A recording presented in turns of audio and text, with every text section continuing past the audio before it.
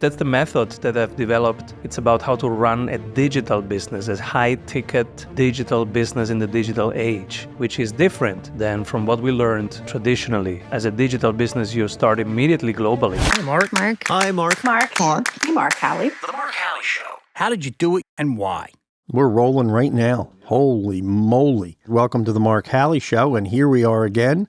If you like this show, please take a look at us on YouTube. We're also on Spotify, Apple, and all the other social media platforms that you may want to take a look at us. Today we have a guest by the name of Simon Severino, who I'm really looking forward to talk to. He's the CEO of Strategy Sprints. They've created over $2 billion in additional sales for clients over 21 years. He's an advisor to CEOs, learned the importance of working on a business rather than in the business. He shares his proven templates with high-ticket entrepreneurs to reclaim 14 hours per week using the Strategy Sprints method and enjoy the sales soar. And a variety of other things. You've been a TED speaker. I know you've been on tons of podcasts. Yeah, you've been involved with Forbes. Why don't you say hello to us, Simon?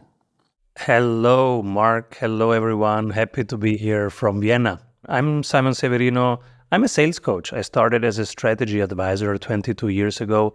Every year, I've specialized a little bit more into whatever my clients needed.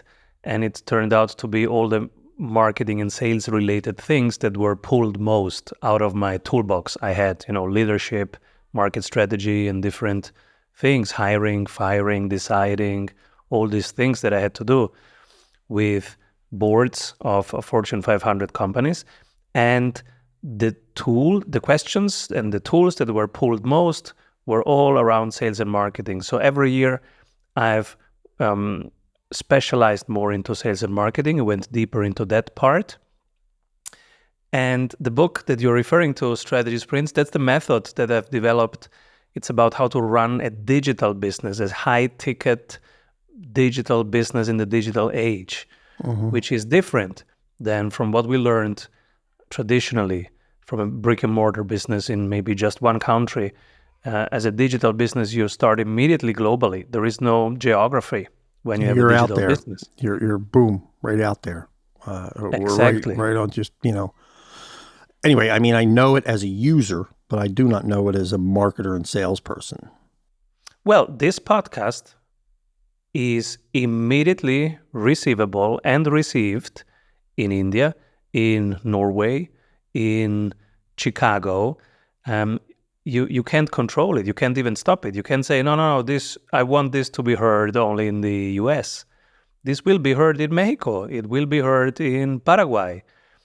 And that's the situation when you create in the digital space, in the digital age, both opportunities, far more reach than usual, but also far more competition, because in those countries, there is also somebody running a show, right? So it's both. It's a huge total addressable market, and it's a huge opportunities, and also much more competition. So we have to get better at market strategy, sales strategy, marketing strategy, and this is what I specialize in. And the book, Strategy Sprints, was a collection of all my tools and knowledge, so that it's broader available, because we do one-on-one consulting and group coaching, but not everybody can afford that. So the book was the chance during the pandemic to really give this to a broader set of entrepreneurs and founders who need processes, marketing processes, sales processes. Well, as a sales guy all my life. So to what extent I'm good at it? I think I'm good at it. I think anybody selling and marketing should think they're good at it, and or you really got a problem if you think you're stinky and you're hitting the road. But on that subject, I saw you've worked with Google and I think Airbus and a whole bunch of other. T-Mobile was another one. How do you advise some pretty high-end folks who are not inclined to? They think they know. They're hot shots. So what's your approach there? When you're successful, you have always number 2, number 3 trying to eat your lunch. Yeah. So when I was sitting down with BMW, we were always worrying about Audi grabbing market shares. So there is never a situation where you are number one and there is nothing to do. Number one is always worried about defendability of market shares. So we were continuously thinking about go-to-market strategies that are different, how to differentiate from the buyer's view, because all products become very similar. A great car from BMW was very similar to a great car from Audi. Both the price was similar, the quality very similar. So the question is, how do we differentiate? And this is one of the questions that I still love and obsess about. So in a week, now I'm running my own business now, Strategy Sprints. And so Yep. in a given week, I intentionally carve out time, 1 hour per day, to think about those things, to think about the pricing strategy, to how can I increase our pricing power, to think about how do buyers need change right now, what's coming for them, what do they need to be ready for, what can I build to help them be ready for what's coming, or the how can I stay defendable in the market, what else can our buyers do? Not just competitors, but also just their own behavior. Can they do nothing? Can they hire Mike the intern and he uses AI to find out which sales strategy to deploy? Yeah, or So possibly has at this time, I'm 64. You bring in somebody who's 28, they're going to have a whole different concept. And to just, free yourself from the knowledge, the sense that you know everything. You don't. yeah, And, that's humbling. When you're used to being, the guy who is the smart guy. You're smart, but you don't know how to do stuff. yes. And it took me very long to answer your question. What do these top teams need? They know it. Yes, they know it, but they have to stay sharp. They have to stay in front of things because competition is real when you are on that level. And it's like athletes. They're playing very well. They have to stay competitive. They have to train and rehearse and watch the tape. Right after the game, they watch tape. They know how to play. They know they play very, very well. But those are exactly the people who watch more tape and who train more than amateur players. Well, I was once told, and I kind of love this, is you have to practice. When Michael Jordan drives to the 15-foot spot, he doesn't think about rolling right, rolling left, and taking a shot. And that your ability to talk about your product and the like should be the same. You can't be stopping and thinking when you're in the flow. You just have to let the flow take you, and you have to trust that your knowledge base and ability to respond to that is consistent and fluid, which is a hard skill. And I know that you, in one of your podcasts, which I loved, was script versus non-script. Oh. And I want to talk about that a little bit. Yeah. So many ask us, right? You have been asked probably hundreds of times, hey, should I have a sales script? How do I prepare for the sales conversation? And what's the best script? So there was a school for decades, you should have a script. And this is what you say is the first sentence, and this is the second sentence. And so I prefer not to have scripts at all. Instead, I have 8 steps. It's these yellow steps here, the yellow pyramid. Those are my 8 steps. And I have them also in front of me. And I use them as I'm going through a river, and that river is dynamic, and it's not transparent. So I don't know exactly where I'm going, but I have these 8 stones, and they will help me get there. So those are the only 8 clear steps for me. Everything else I'm discovering with the buyer. And so the first one is frustration. Even before I visualize. I don't know how many people do that. I watched around 2,000 tapes so far of sales conversations. Most people do not visualize. like pulling up a whiteboard, writing down the words that the buyer says. And by skipping that, they lose the chance to create a very safe space where you are seen, heard, and understood. And this is, I think, the most important thing in sales to create an atmosphere where the buyer is seen and feels understood. We all want to feel seen and heard.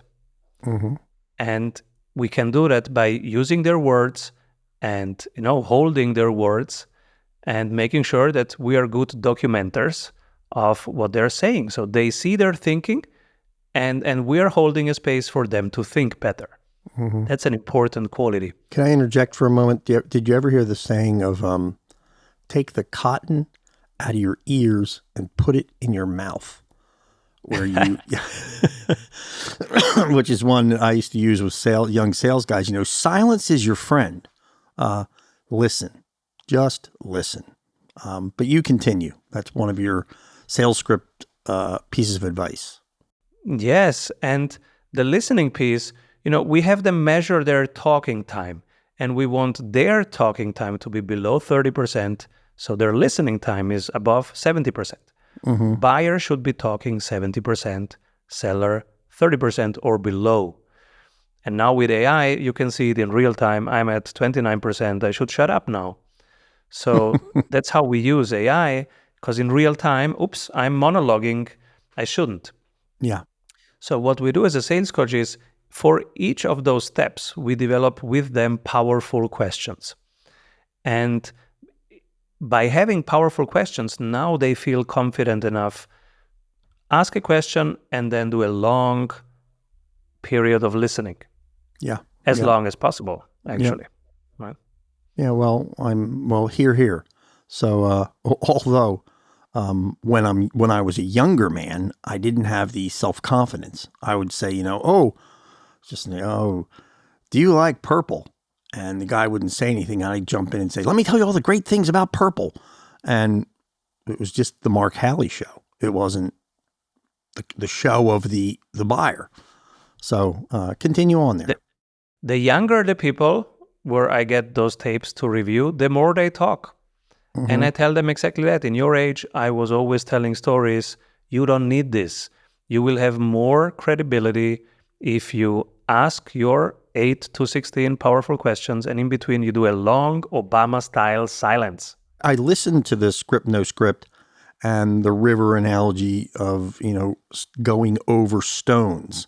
And I really like that. We practice those 8 steps every Monday in a group coaching situation. And the questions that we develop with our clients are individual, so it's customized questions. Otherwise, it would be scripted, right? If we all ask the same questions, then it's, oh my God, I know what he's asking next. Yeah.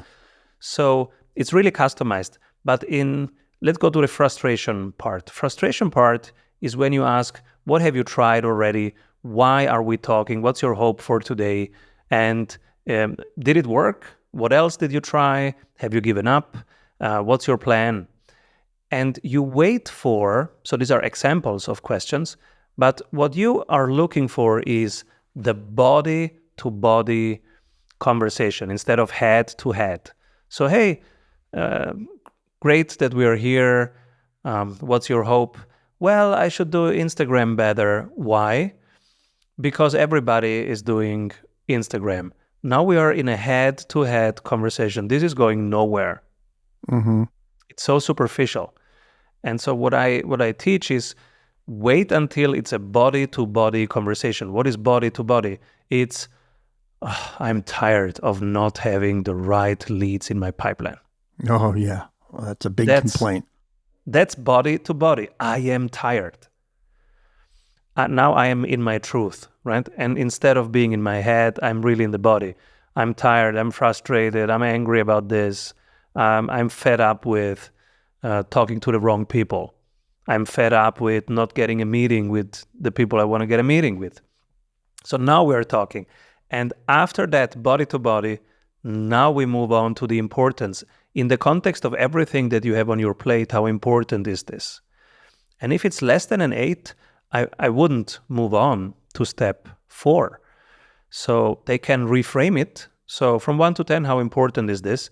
And if they say, and remember, we are in the context of a high-ticket business, right? So there will be some collaboration involved. And if there's collaboration involved, but the importance level is a 4, you will have a very bad execution of that project. And it's already the responsibility of the salesperson to think about the execution quality. So I don't like to split those things. You have to think like the person who delivers the work, not just the person who sells it. Yeah. May I pause for a minute here again with one of the silly sayings that I heard? This guy named Brian Tracy. I don't know if you ever heard of him, but it's the psychology of selling. And when I was younger, it was my Bible. And in many instances, things that you talk about are very similar to what he talked about. But the saying was, you're not truly selling, in the Japanese version is, until you're belly to belly with a client. Yeah, Until then, you're just blabbering. So Yes. and I love that concept that I need to be right up to your belly. And so I think that's Love roughly it. what you're saying. You know? Yes, belly to belly. Great expression. That's exactly what we're looking for in step 2. Belly to belly. Then you can go to step 3, the importance. And then if it's above 8, now you qualify them forward. Okay, now let's talk about the cost of inaction. What if you do nothing? What if you have Mike the intern do it? What if you do it with somebody else? Let's explore the cost of inaction and the alternatives. What are the variables involved in your decision? And we stay neutral all the time. We don't want to sell anything. We want to understand. We are going to the truth. We are belly to belly, and we're going towards the truth of their situation. And they are exploring the truth, and we are the guide. We help them be fearless in that exploration and go deeper, go towards the truth, their truth of the moment. And we are neutral. I don't have the agenda of selling anything. I am helping to buy, but only if it's the right thing to do. So right now, I'm still exploring. What else can you do? Can you do nothing? What happens if you do nothing? And here we start documenting the money aspect, the time aspect, and the resource aspect if they do nothing. Because there is a fallacy, a cognitive fallacy. You think if you do nothing, everything stays the same. No, you're falling behind. Exactly. And the expert knows it's not. It's not status quo if you do nothing, because your competitor keep evolving, your buyer will click something else and find something else. So you have to evolve to stay at the same performance level, at the same output level. And this is why we ask them these questions and we have them tell us what's the money implication, time implication, resource implication if they do nothing. Now we are really belly to belly, and we are very, very tangible because they have a money number, they have a time number, and they have a resource number in front of them because we are documenting.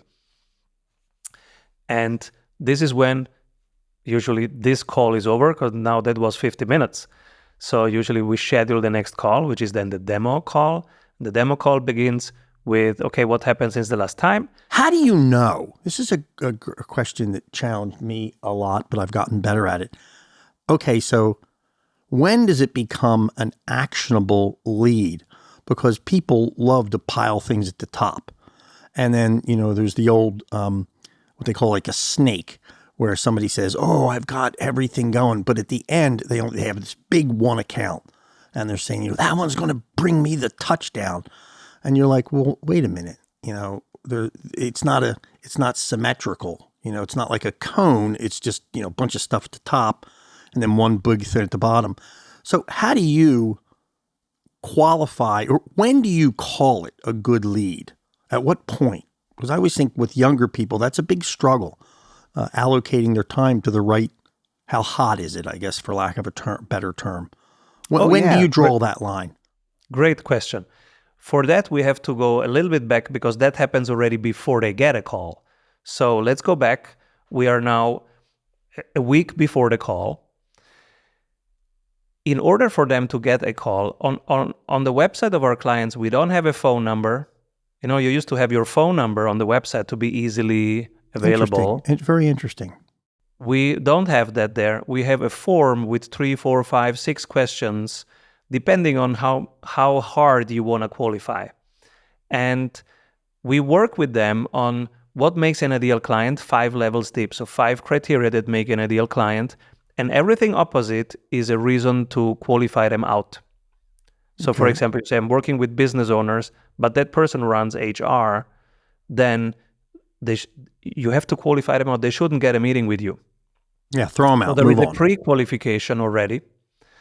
Then in the call, now we have hopefully qualified out 90% of the people who shouldn't be there.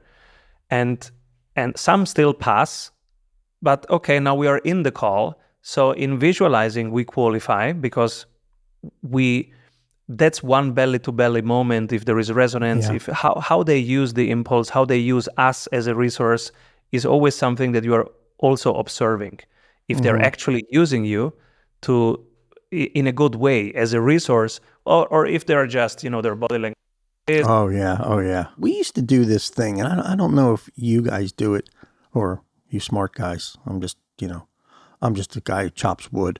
But we used to do this thing called a sales matrix, where on the left we put A, B, C, where we would say, over $100,000, 50 to 100, under 50. And then we would say across the top, 1, 2, 3, which would be within 30 days, within 90 days plus. So the concept was that your job as a sales manager was to push things towards an A and up towards a 1. Am I making myself clear? Yes. Maybe the listeners used. aren't. Yeah. And that was just a mechanism that we used. And it's relatively imperfect, but the sales manager's job is to push it. The salesperson is to work it. Yes, it's still used in enterprises. Small businesses don't use it, but enterprises use it. If you're an asset manager and you have 12,000 people that could possibly buy, now you have to prioritize. And this is when you use that matrix to say, okay, guys, which territory attacks which accounts? And then you go the A's first and then the B's. Mm-hmm. And then would you stratify them by potential revenue, or did you just use how did you define that they're actionable at a given time? So I do it in a different way. The traditional way is doing that matrix, attacking A first, then B, and hopefully you don't even need the C. And worst case, you start calling the C. And this happens if your pipeline has more opportunities than you need.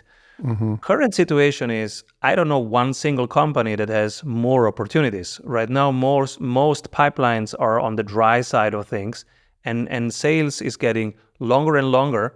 Where you used to close in 2 meetings, it takes you now 6 to 8 meetings to close the same offer. So right now we have a different question from our clients, and the question is, okay, I have 2,000 people who have downloaded something from the website, but I want to call only the ones that have the highest probability of success. How do I find that out? And this we do with AI, because AI is good at language recognition. It's a language model. It's a large language model. And so you can run it through language, and it will find out where is a higher intent to buy and where there is a lower intent to buy. Wow. You just need a few emails. So how is it that you are able to define a lead? You get a whole pile of leads, and salespeople will come in and say, look at all these leads I've got.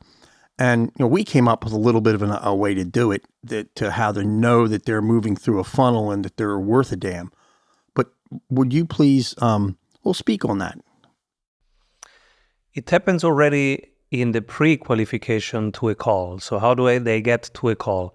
On the website, we don't have a phone number. They have to go through a form. That form will ask them 5 to 10 questions that filter them out if they are the wrong people, or let them pass if they are the right people.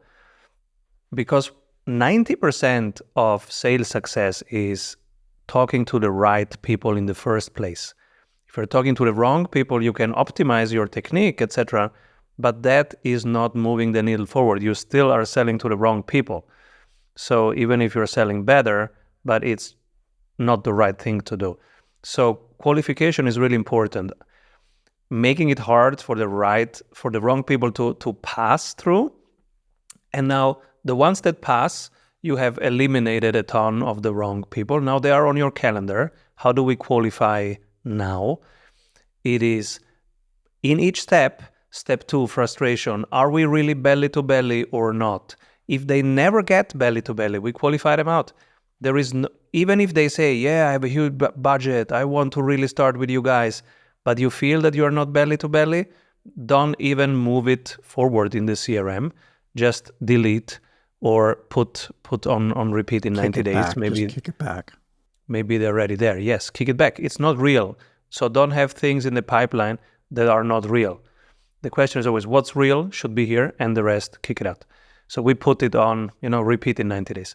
So then in the importance stage, how you qualify out in importance, same thing. If it's not belly to belly, they don't move. If it's below 8, we don't move to stage 4, which is cost of inaction. So this is the next stage of qualifying out. And then I like that. I like cost of inaction. It's not something people frequently think of. Yes. And we have a specific way of naming the CRM stages. So whatever software you use, it's like a Kanban board, and so you literally move them forward.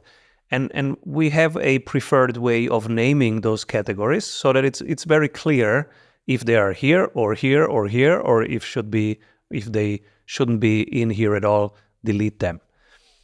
And then you literally see them and move them forward. Mm-hmm. This is how we do it. They're effectively steering you to the order rather than you pushing them. That's our method. We help to buy. We make it easy to buy. We are very well prepared, but they are buying. And we help them buy. We don't sell. We help them buy. Yeah. That's what we're here to do. I wholly agree with that.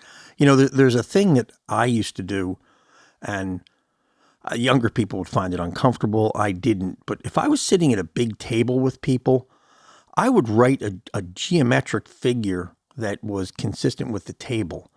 And then I would put a dot where each person was sitting. And I would just jot some physical attribute within reason in case you got spotted. But it allowed me visually, because a lot of times when you're sitting at a table, you're like, ooh, it was that person off to the right. And who was that? And for me, it served as a very convenient way to do it. But it seems to be with the younger folks who work to me, they felt uncomfortable that they would be seen doing it. And I always felt as though it's a compliment to being seen doing it, because what you're trying to do is personalize. And that was critical.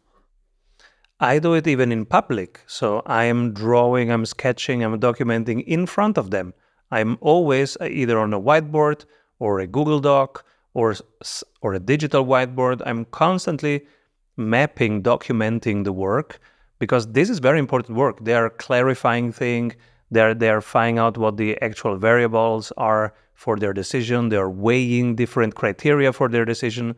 This is super valuable stuff for them. So I document it, and I see it as one of the values of having an advisor or having a salesperson is actually they help you understand better, decide better. And so for me, a salesperson is actually an advisor, a consultant. Sure. And then from deliverables to invest, time invest, money invest, now they ask, okay, when can we start? We put a date on it, and that statement of work will be signed in the call. So I use PandaDoc. Some of our clients, they use DocuSign. It will be signed immediately during the call. So we agree. Then we schedule the first session, and we hand over to onboarding and to delivery. So in that case, the person will deliver. What are your commonly trying to close that? What would be your terms? 10% up, 30% up. Yeah. Do you have a general sense for how that would be handled? Yes, the pricing strategy is something that we work on. So we have 12 weeks. In one strategy sprint, we have 12 weeks. 1 week is dedicated to the pricing strategy. And the pricing strategy is dependent on 8 different points that we have to get right. One is the buyer and what they compare it to. So what is their comparison? One is our own margins and what we wanna have in terms of net margins. And so those 8 things together makes the specific pricing strategy. We don't have one pricing strategy for all clients. For each one, we find the right price. And by the way, that's dynamic. It changes every couple of years. We have to refine that. Mm-hmm. But once again, when I used to sell capital equipment, one of the big things was 35 down, 50 on delivery, 15 after we run it right. And the big fight was 30 down because everybody wants to talk about it, but do they ultimately commit money? So do you have that type of structure? Yes, in the end, we come out with one of these structures. And so one that's frequently used right now in sprints is all upfront. That's the best. All upfront is the best. Yes, of course. Because then you have float, and with that float, you can reinvest in people, you can reinvest in product optimization, product innovation. So the very best, all upfront. Second best, half upfront. So those are the basic criteria because we work with B2B professional services. So they bring high quality work, and we work on their pricing power. And you have your pricing power by having this kind of pricing strategies that are more like Apple and then Tesla, etc. Mm-hmm. Then where there is no it's more a pricing strategy for high quality work and high quality services. I guess also you have a more sophisticated buying audience where, by the time they go for the order, you've already convinced the major players in it that it has value, which is what they've led you to. So I guess in the end, that's a critical feature to it all. When in the enterprise setting, you have multiple buyers, and now this will make it either very slow if you don't make it right, can take you up to 2 years to close them, or you can speed it up by doing workshop style. And this is where we literally, we have CEO, CTO, CIOs, maybe even also purchaser in the room. And then we literally write down in public what they are all saying because they have different needs. CEO needs market share. Does this help me improve market share, improve competitiveness? Then there is somebody who looks more from the user perspective. Does this fit with the way we are working right now, with the way we do things? Then there is the technical aspect. Is this scalable? If we grow, can this grow with us, or do we have to change next again? And then there is the purchaser that sometimes needs to show that they are negotiating, or at least that they are evaluating different options. Mm-hmm. And now you have these 4 different needs. And so we ask them, we document in front of them, and the work is to align these 4 different perspectives. And if you get them to align, the sales will happen easy. Yeah.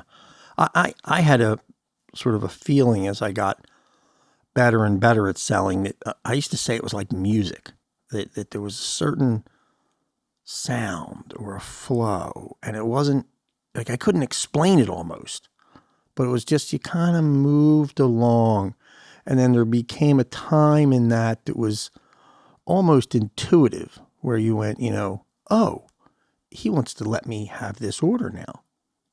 And how do I know that?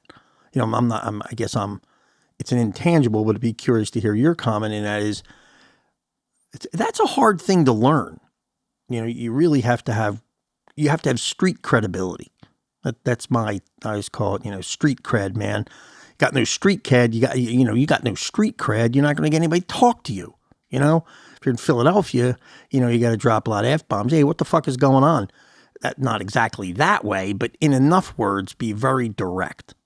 While on the West Coast, body language. Yeah, and in the West Coast, it's like no, no, no.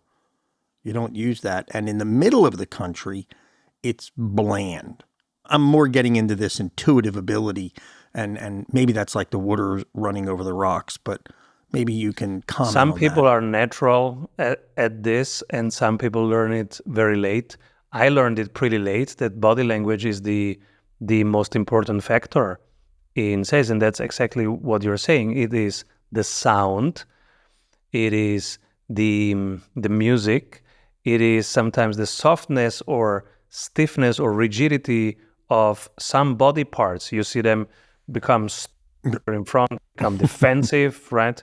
Or overly relaxed like this, and then Yeah, okay, they're they're not not looking at you. You're like, hey, over here. exactly looking somewhere else.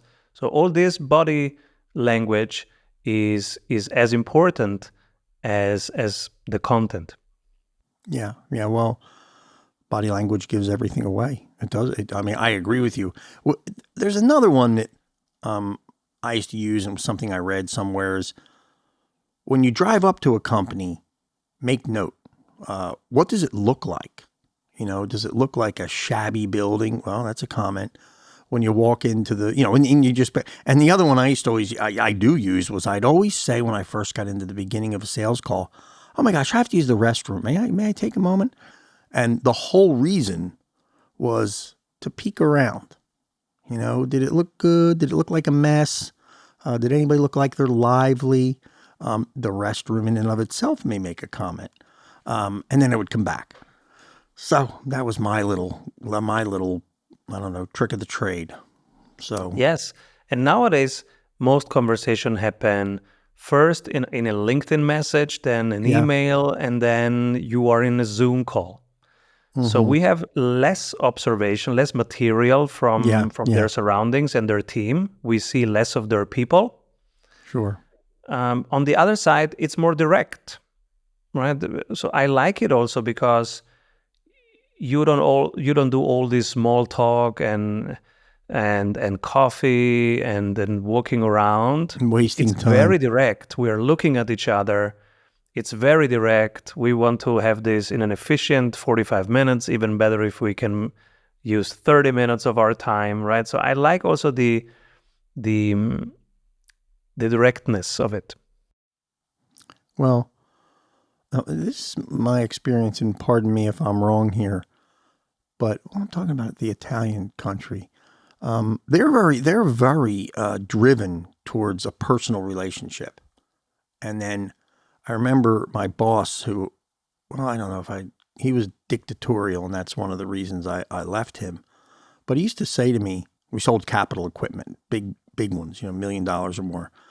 And he would say, Mark, I can't copy it. Mark, the way that we do the sales, kind of this, now I'm messing it up. But he would always be, we get the order. And then after the order, we just pick to get the price up. So anyway, I'm just curious to know if you guys have that little tick, tick, tick thing where you're just kind of or maybe it's not conscientious, but one way or another, you're not risking the order, but finding enough that doesn't topple the structure. You know why most of my clients are in California? Oh no, I want to hear this one. And I'm in Europe. Because if I had to sell to France or Italy or Spain, we would have like 3 lunches and 4 dinners. And I don't play golf or tennis, but we would play some of that in between, and it would drag forever. And in the US, it's very different. We have half an hour. We both want to be very efficient. Yeah. We are staring at each other in Zoom. Boom, boom. What is this? Is this the right thing? Do we move on? Don't we move on? Thank you. So what about the Europeans? What do we got to say about those Europeans? How do we handle them? I look at individuals. I don't look like I'm an Italian, but I don't have the typical Italian buyer cycle or seller pattern. So I'm much more direct and much more efficient. So I look at individuals, and those individuals, I think, in 3 categories.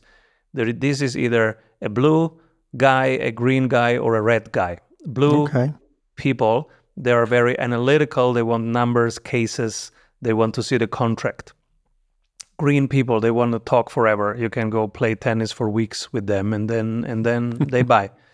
And then and the red people, results, action, speed, signing. Mm-hmm.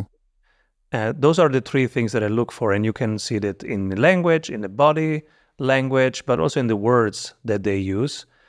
And this is independently from cities and from countries. In my experience, it's literally my kids. I have 3 kids, and they have a different distribution. So they are in the same city, in the Yeah. same house, but they have 3 different patterns of deciding and speed of I have deciding. 5 daughters, so we have a very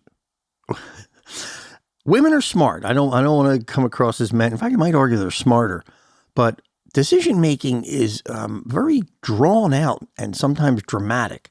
While I tend to be more like the guy who, okay, give me the framework. Yeah, I'm more that. I think you're yellow. Just bang, bang, bang. They're not, and sometimes the ability to live in the gray and the emotional side for them produces a better result. But you feel it immediately, what the distribution is, how much red is in the room. Like, are they impatient? Do they want to move on? Are they already irritated that you're asking them where are they calling from because they want to go directly to the meat and potatoes? Then you know, okay, there is a lot of red in the room. Let's move on faster here.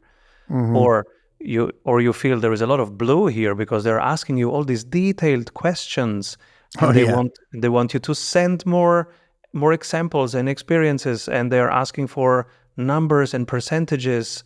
And what if this happens? Then you know, wow, there is a lot of blue here. I have to slow down. If I push this, I lose them. They will need multiple iterations of thinking about it in between the calls, and they need material that they read alone because that's blue. And well, then you know, okay, there is a lot of blue here. Let me slow down and give them material because they need it. And red doesn't read anything. If you give material to red, they say, what is this? No, tell me. Okay, yes, no. And then green says, okay, can we meet in between? Can you come here? And can you be in our room? Can you meet my team? Can you also interview my people? That's when you know, okay, there is a lot of green need here in the room right now. And you're right. Usually it's a mix of all the 3, but sometimes you feel directly, okay, they need more blue here. Let's do case study. Let's do contract. Let's send them material. So if you can't identify, or I guess my question would become, it could take time to figure out what somebody is. Or do you think that can be pretty quickly determined? Very quickly. Uh-huh. You can see it in 10 seconds. Oh my Lord, I'm way behind. from the words they use, and from the speed, length of their sentences, speed of talking, patience versus impatient, if there is a drive forward or if they're very calm, if they use words like results and action and doubling, then you know, okay, we are in a red situation. If they say, okay, can you come over here and can we talk over it, then you know we are in a green situation.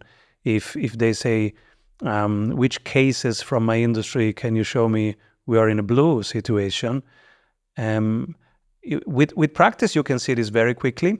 I've gotten obviously much better at it, and then the other one that I find frustrating, but well, anyway, because I'm emotional and they're not. The engineering side, I love engineering. I love statistics. I just love it because I sold complex things early in my career. Then I sold a less complex thing, it was a package.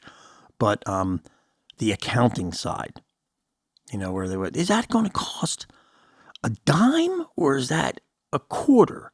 And that was the crowd that I would always be. I would sell value and I try to avoid that minuscule pricing. But when they were stuck on that can be that could be a very hard road to cross. When all they want is bottom line pricing. Would you agree? Yes. And that's why we have those 8 steps. And the pricing step would be in 6 in invest. And this is why we have so many chances to pre-frame that and to make that less relevant or even obsolete, and we will use those 5 steps. If we don't use them, then we are in that conversation, and that is both very boring and very inefficient, because that's not what it is about, right? The question is this the right thing for you or not? That's the real question. And this is what the 8 steps work towards. The rest is then details. Yeah. And people can download many of these things that we're talking about. If they are getting impatient and go, oh my God, where can I grab this? They can go to strategysprints.com. There is this section, tools, and they can download these tools. Yeah, I've seen all to those. prepare for the conversation, what to do in the conversation, the 8 steps.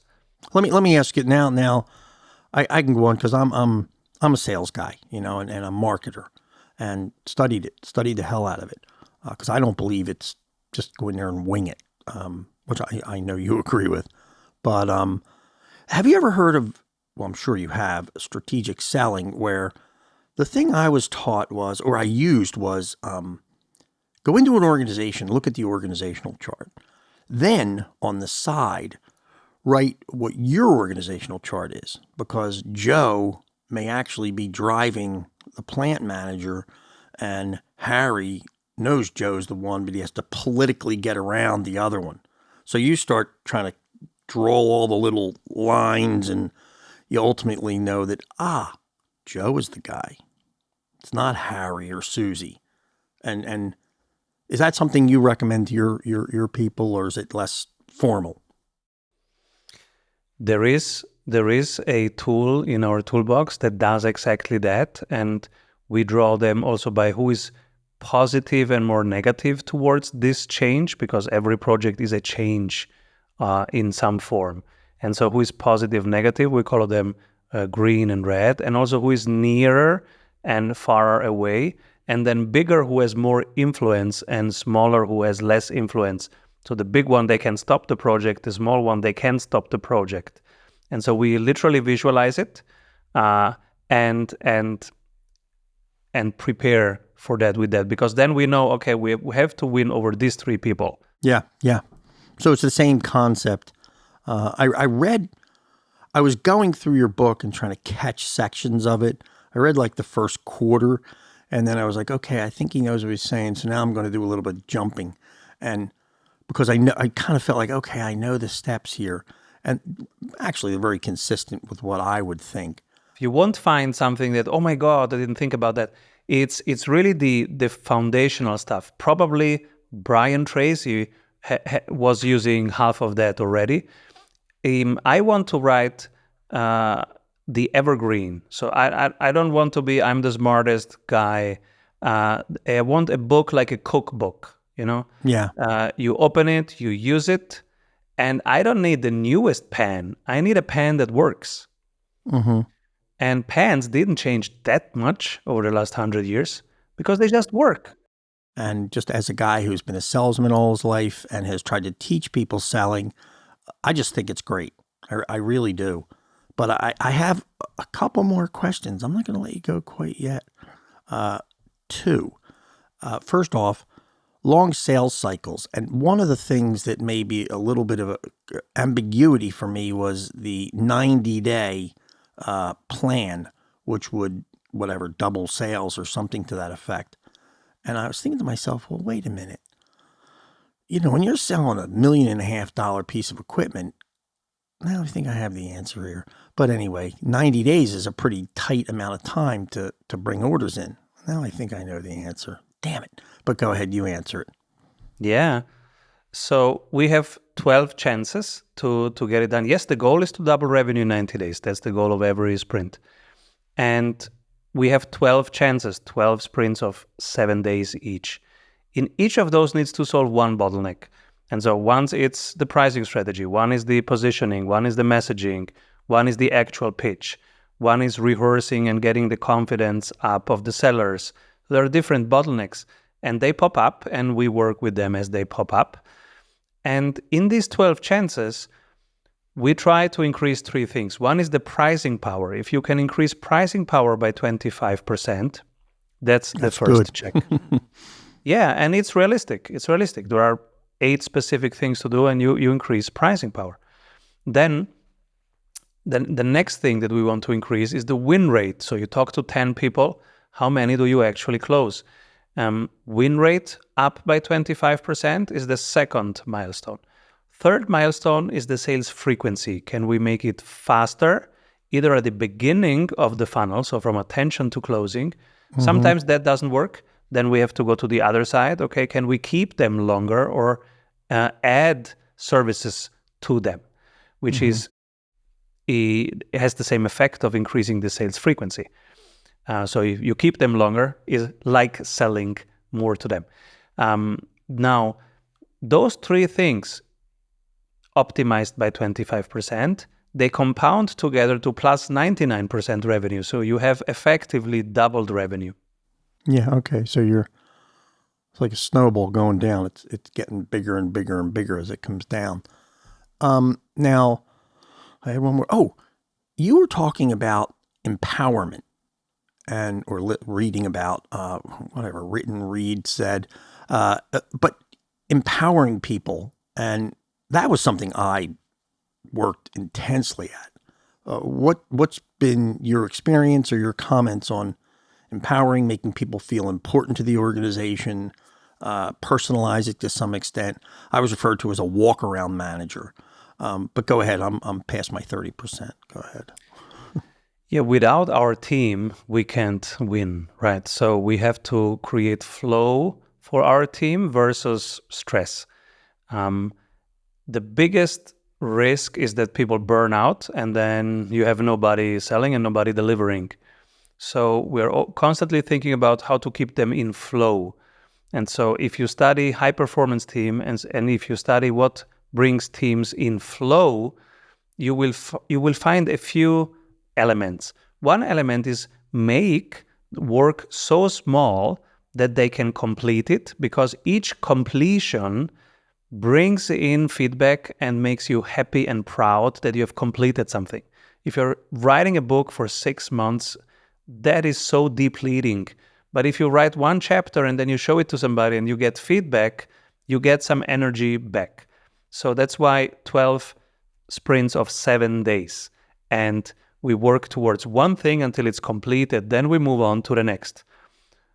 These are some principles to keep people in flow. And so this is how you keep them empowered. Because imagine you are playing Angry Birds, you shoot the bird, and it says 600 points.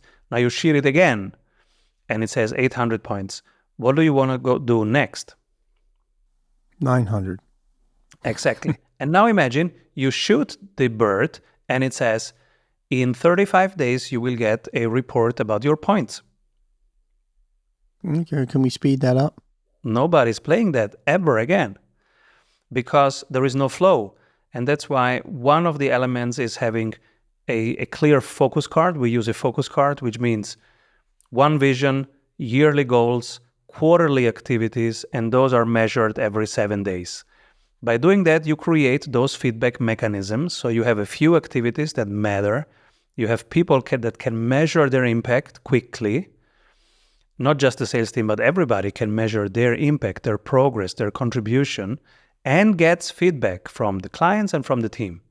Now you're creating flow, and this is what empowers people because they get energy back. They put energy in, but they get energy back. They go proud into that weekend, and they know, okay, Monday will be the next sprint, but hey, I'm proud. I've accomplished something. I heard, thank you. This is helping. This is valuable. And I go with that feeling into the weekend.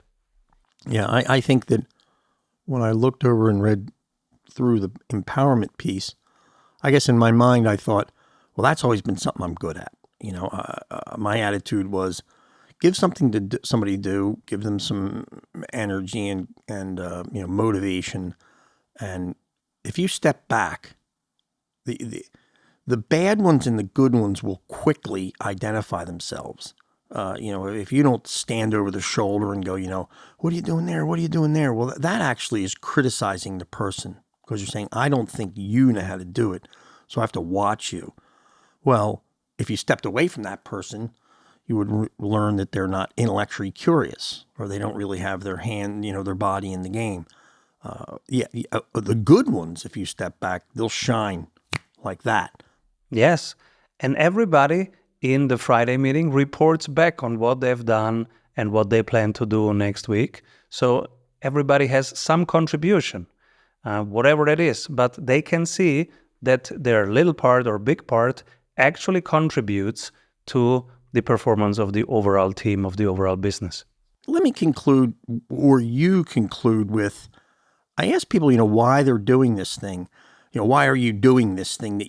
Why? In short, I never could figure out why people did other things than me until I realized just they're not me.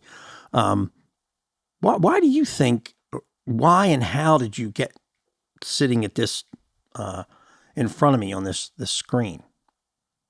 I'm here. I have one superpower, and that's probably the reason why I'm here. And my question is always, how can I use it? And my superpower is sales. So how can I use it? By being in service of people who have to sell and helping them be better at that.